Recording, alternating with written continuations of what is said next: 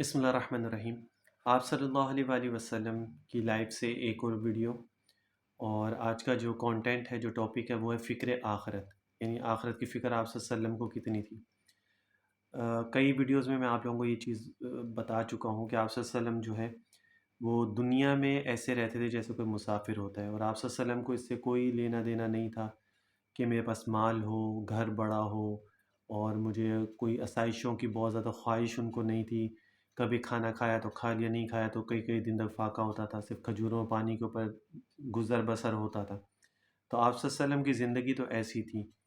اور آپ صلی اللہ علیہ وسلم کو جو ہے باقی چیزوں سے کوئی، صرف اللہ کو راضی کرنا آپ صلی اللہ علیہ وسلم کا مقصد تھا، اور آپ صلی اللہ علیہ وسلم سے اسی اس میں کوشش میں لگے رہتے تھے۔ کوئی بھی حال ہوتا، کھانا کھایا ہوتا نہیں ہوتا، بھوکے ہوتے، فاقے میں ہوتے، تکلیف میں ہوتے، غم میں ہوتے، کسی میں بھی ہوتے، ہمیشہ اللہ کا شکر ادا کرتے اور اللہ کو راضی کرنے کے لیے ہمیشہ کوشش کرتے رہتے۔ آپ صلی اللہ علیہ وسلم دنیا میں اپنے آپ کو مسافر کی طرح سمجھتے تھے، اور دنیاوی عیش و آرام سے کوئی تعلق نہ تھا۔ اگر آپ صلی اللہ علیہ وسلم کا بستر بھی اگر آپ لوگ دیکھیں تو چمڑے کا بستر تھا، اور ایک جو تکیہ تھا وہ بھی کھجور کی چھال جو ہوتی ہے وہ اس کے اندر بھری ہوئی تھی،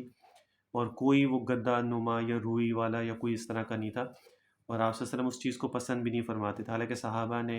ازواج مطہرات میں سے کئی دفعہ انہوں نے فرمایا کہ ہم جو ہیں وہ آپ کو وہ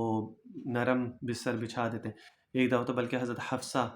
امہات المومنین میں سے، انہوں نے جو چادر تھی، جو آپ کا جو سونے کا جو تھا بستر، اس کو ڈبل کر دیا تاکہ وہ تھوڑا سا نرم ہو جائے تو آپ کے لیے آرام دہ ہو جائے گا۔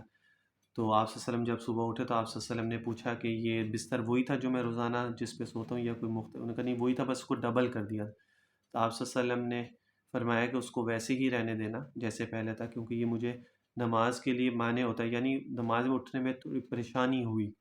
کہ وہ ایک نرم چیز تھی نا، اس میں نیند اچھی آنا شروع ہوگی،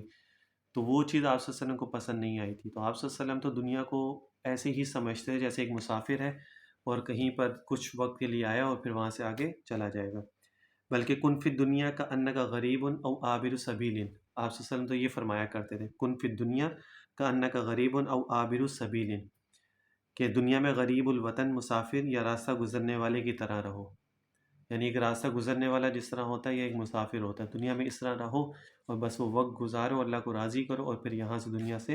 رخصت ہو جاؤ۔ یہی آپ صلی اللہ علیہ وسلم کا عملی نمونہ تھا۔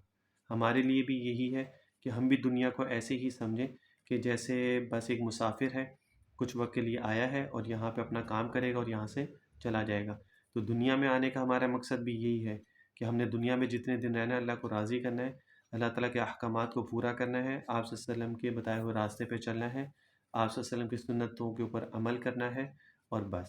اور اسی طرح اپنی پوری زندگی گزارنی ہے، اور گزارنے کے بعد اس دنیا سے چلے جانا ہے، اور پھر اللہ تعالیٰ کے سامنے حاضر ہونا ہے۔ تو اللہ تعالیٰ ہمیں بھی جو ہے وہ اچھے طریقے سے زندگی گزارنے کی توفیق عطا فرمائے، اور ویسے ہی گزارنے کی توفیق عطا فرمائے جس طرح آپ صلی اللہ علیہ وسلم نے ہمیں بتلایا ہے۔